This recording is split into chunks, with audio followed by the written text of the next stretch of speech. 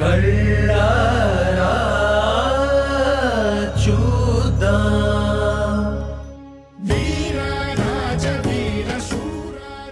156 ఎకర్స్లో spread అయి ఉన్న ఈ temple world largest Hindu temple.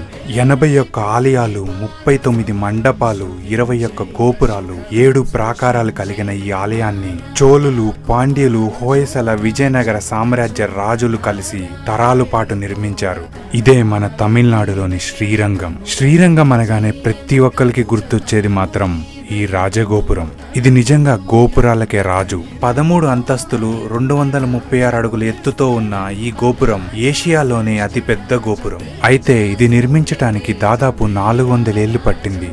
ఇంత అద్భుతంగా కలియుగ వైకుంఠంగా పిలువబడే ఈ ఆలయానికి ఒక విషాదమైన చరిత్ర కూడా ఉంది. 13th సెంచరీలో అల్లావుద్దీన్ ఖిల్జీ జనరల్ అయిన మాలిక్ కఫూర్ ఈ గుడిపై దాడి చేశాడు. ఇక్కడి భక్తులు, పూజారులు ఉత్సవ విగ్రహాన్ని తిరుపతిలో దాచి వీరిపై పోరాడారు. అలా గుడి మొత్తం రణరంగంలా మారి దాదాపు 13,000 మంది హిందువులు మరణించారు. ఇక్కడితో ఆగక మాలిక్ కఫూర్ సైన్యం బంగారు విగ్రహం కోసం వెతకసాగారు. వీళ్ళని డైవర్ట్ చేయడానికి వెల్లాయ్ అనే దేవదాసి డాన్స్ చేస్తూ సైన్యాధిపతిని మాయ చేసి గోపురం పైకి తీసుకెళ్లి చంపుతుంది. తను కూడా అక్కడి నుంచి దూకి ప్రాణాలను అర్పిస్తుంది.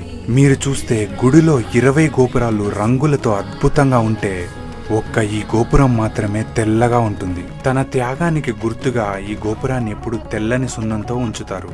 చూశారు కదా, శ్రీరంగం ఒక ఆర్కిటెక్చరల్ మార్వెలే కాదు, ఎన్నో త్యాగాలతో మన కోసం దాచిన ఒక అద్భుతం. సో తప్పకుండా చూడండి. ఇలాంటి వీడియోస్ కోసం నన్ను ఫాలో అవ్వండి అండ్ మీ ఫ్రెండ్స్ అండ్ ఫ్యామిలీకి షేర్ చేసి ప్లాన్ చేయండి.